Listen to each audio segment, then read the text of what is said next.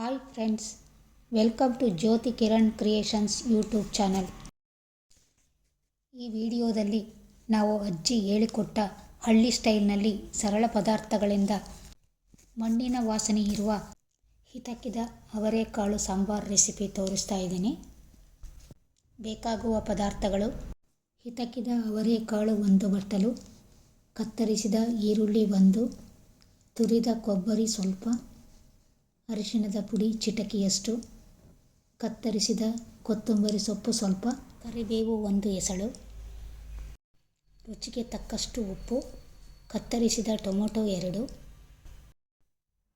ಹುಣಸೆಹಣ್ಣು ಸ್ವಲ್ಪ, ಸಾಂಬಾರ್ ಪುಡಿ 1 ಚಮಚ, ಅಡುಗೆ ಎಣ್ಣೆ 2 ಟೇಬಲ್ ಸ್ಪೂನ್, ಅಚ್ಚ ಖಾರದ ಪುಡಿ ಸ್ವಲ್ಪ, ಇಂಗು ಚಿಟಿಕೆಯಷ್ಟು, ಸಾಸಿವೆ ಒಗ್ಗರಣೆಗೆ. ಅವರೆಕಾಯಿ ಸುಲಿದು ಅದರಿಂದ ಫ್ರೆಶ್ ಆಗಿ ಹಿತಕಿದ ಅವರೆಕಾಳನ್ನು ಮನೆಯಲ್ಲೇ ಮಾಡಿದ್ದೀನಿ. ಬನ್ನಿ ಈಗ ಸಾಂಬಾರು ಮಾಡೋಣ. ಸಾಂಬಾರು ಮಾಡೋದನ್ನು ಡೀಟೇಲ್ ಆಗಿ ವಿಡಿಯೋದಲ್ಲಿ ತೋರಿಸ್ತಾ ಇದ್ದೀನಿ. ಚಳಿಗಾಲ ಬಂದರೆ ಮನೆಯಲ್ಲಿ ತಯಾರಾಗುವ ಹಿತಕಿದ ಅವರೆಕಾಳು ಸಾಂಬಾರಿನ ಸುವಾಸನೆ ಎಲ್ಲೆಡೆ ಹರಡುತ್ತದೆ. ಸರಳ ಪದಾರ್ಥಗಳಿಂದ ಮಾಡಿರುವ ಈ ಸಾಂಬಾರ್ ಅನ್ನ, ರಾಗಿ ಮುದ್ದೆ ಅಥವಾ ಬಿಸಿ ಅನ್ನದ ಜೊತೆ ತಿನ್ನುವುದಕ್ಕೆ ಅದ್ಭುತ. ಗ್ರಾಮೀಣ ರುಚಿ, ಹಳೆಯ ನೆನಪುಗಳು ಮತ್ತು ಮನೆಯ ಆತ್ಮೀಯತೆ ಒಂದೇ ಪಾತ್ರೆಯಲ್ಲಿ.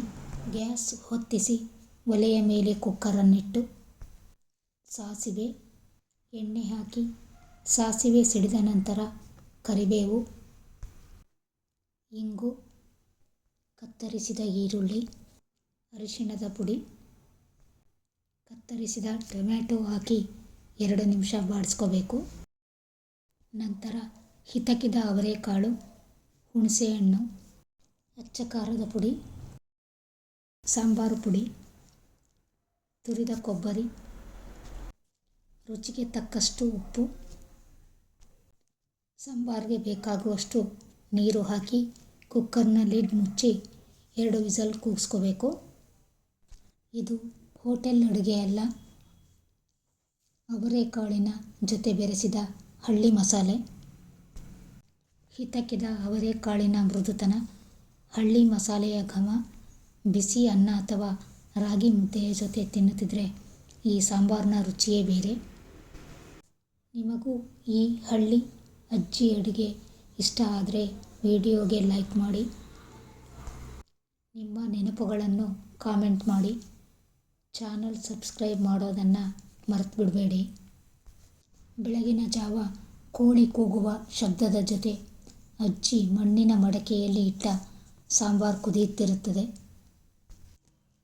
ಅವರೆಕಾಳಿನ ಜೊತೆ ಬೆರೆಸಿದ ಹಳ್ಳಿ ಮಸಾಲೆ ಮನೆಯ ತುಂಬ ಹಸಿವನ್ನೇ ಕರೆಯುತ್ತದೆ. ಈಗ ಕುಕ್ಕರ್ನ ಲಿಡ್ ತೆಗೆದರೆ ಹಿತಕಿದ ಅವರೆಕಾಳು ಸಾಂಬಾರಿನ ಸುವಾಸನೆ ಮನೆಯ ತುಂಬ ಹರಡುತ್ತದೆ. ಈ ಸಾಂಬಾರ್ ಇಡ್ಲಿ ಜೊತೆಯೂ ಸಹ ತುಂಬ ಚೆನ್ನಾಗಿರುತ್ತೆ. ಒಮ್ಮೆ ಮನೆಯಲ್ಲಿ ಟ್ರೈ ಮಾಡಿ ನೋಡಿ, ನಿಮಗೂ ಸಹ ಇಷ್ಟ ಆಗುತ್ತೆ. ಈ ರೀತಿ ಹೊಸ ರೆಸಿಪಿಗಳಿಗಾಗಿ ಸದಾ ನಮ್ಮ ಚಾನಲ್ ಜೊತೆ ಇರಿ.